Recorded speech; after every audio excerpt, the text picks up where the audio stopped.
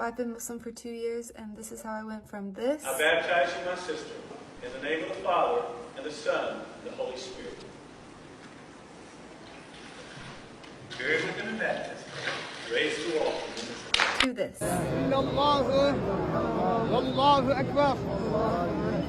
So I'm born in America, and I was raised with Southern Baptist Christian beliefs and values. Around 14, 15 was when I started to think a bit more critically about the belief system, the culture surrounding the church, and how I felt about everything. And personally, I have no trauma, no really horrific experiences from the church or from anybody in the church.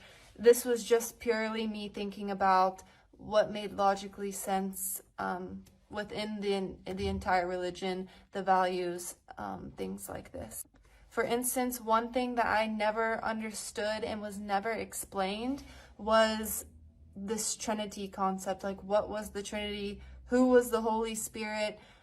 How was Jesus the Son of God? I thought it meant sometimes they just referred to it as like, oh, we're all children of God and Jesus was just a son of God. But then I came to realize, like, no, they actually believe he was God's son. And that was something I wasn't very sure about. I believe that Jesus was a real person and he was an important person, but I never really quite understood how he could be God, but then a human at the same time, but then God's son at the same time. But then, like, these things didn't make sense to me. And so I became less and less active in the church as well at the same time. Another thing that I can remember from an early age was my baptism and how important that was for my family, and how it was something that I really felt pressure to do, something that I needed to do. I remember this time when they're passing around cups of grape juice and crackers that I wasn't allowed to have one because I wasn't baptized. My brother had just gotten baptized, and so he was allowed to have the juice and the crackers, but I wasn't allowed to have it because I technically wasn't a Christian and I wasn't saved. And yeah, so I just had to sit there while everybody else was eating their little crackers and drinking their little cup of juice.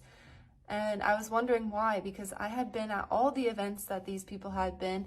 I went to all these Christian functions, summer camps, everything. Like, how could I not be considered a Christian? It was very confusing for me. So back to whenever I'm 14, 15, these types of things didn't really make sense to me, and I kind of stopped saying that I was Christian. I stopped going to church. I never had any ill feelings towards the people, but I kind of fell out of the faith. So from about 15 to 20, I would just consider myself agnostic or atheist, one of these kinds of things. And now thinking back on it, I always think that I believed in God. I just didn't really know what to do with that feeling. So I moved to Belgium when I was 19, and that was the first time I was ever exposed to Islam, or I was ever exposed to Muslims, and that was because I was going to an international university. And sometimes we would have little Eid celebrations, and I would go to those, and it was just like a barbecue cookout kind of nice event. And I had seen my friends pray once or twice, but I didn't really ask any questions. I didn't really bother to think about it any much more than I had to, and that was kind of it. It wasn't until one Ramadan that my friends told me that they were going to be fasting and they were not going to eat during the day or drink during the day, and they were just letting me know. And I said, oh, that's really interesting. I never heard about Ramadan. I didn't know anything about it. I didn't even know what fasting really was. My friends explained it to me, and it sounded really interesting. I had never experienced or heard anything like that, so I asked if I could fast with them, and of course they were more than excited to let me fast with them. So during that month we were fasting, and my friends were praying and watching Islamic videos, and I just asked, like, oh, like, what are the typical things that you do outside of fasting during Ramadan? And they told me, okay, so it's a time of learning, we're supposed to read a lot of Quran, we're supposed to give charity, these types of things. And I said, oh, the Quran, like, I didn't know you guys, like, had a book like that. I've never read it. I'd be really interested to. And so they were excited to give me a copy, and I just started from the beginning. Honestly, that night I just intended to read maybe 1 or 2 pages just to like kind of try. But that night I sat through and I read all the way through Surah Baqarah, and I was kind of just feeling this feeling I never felt before. Like I never felt that I was reading something and it felt like it was speaking directly to me. And I never got this feeling with the Bible.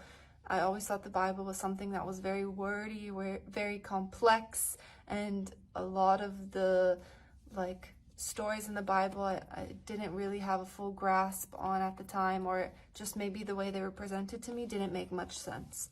But reading the Quran, it was very clear. Everything was super clear. Of course, I was reading it in an English translation, but it felt like it was speaking directly to me, and it was just something that like I was having a hard time putting down that night. That Ramadan was really a spark for my entire journey, and throughout that next year, I just dedicated a lot of time to learning about Islam, watching a bunch of khutbas and Islamic lectures, reading more and more Quran and other types of like learning materials. I wanted to learn how to pray, so I downloaded like these certain apps that can teach you how to pray. I didn't even know that the prayers were in Arabic. I literally thought the prayer was just like doing this movement, but then you're just saying like whatever you want to say in your head. Like I didn't know there was like specific things you needed to say, and I didn't know it was all in Arabic. So that was very overwhelming for me, and I was kind of like, oh my gosh, what did I get myself into? This is like, there's a crazy learning curve when it comes to Islam. Like I felt like I was so out of my comfort zone, but it just felt like the right thing to be doing. It felt like I really just needed to be doing this. So I kept going. And throughout that year, I would continue to just make small adjustments in my lifestyle, in the things that I was doing, and the things that were around me, the way I was dressing, just also like my demeanor, and working on like more internal things. And at that end of the year, I feel like I'm just role-playing as a Muslim. Like, what am I waiting for? Like, I really did come to believe these things. I really did believe like the basic tenets of Islam. I thought the values were something that were intrinsically good and great for society, and especially like the way women were treated. And I just thought to myself, like, why am I delaying it anymore? Especially reading like the consequences of dying a disbeliever, I thought, what is the point? I'm so deep. I've already given up so much. Just do it. So I took my Shahada just with one of my friends in a room, and since then I'm just continually learning more and more and more, and that's my story.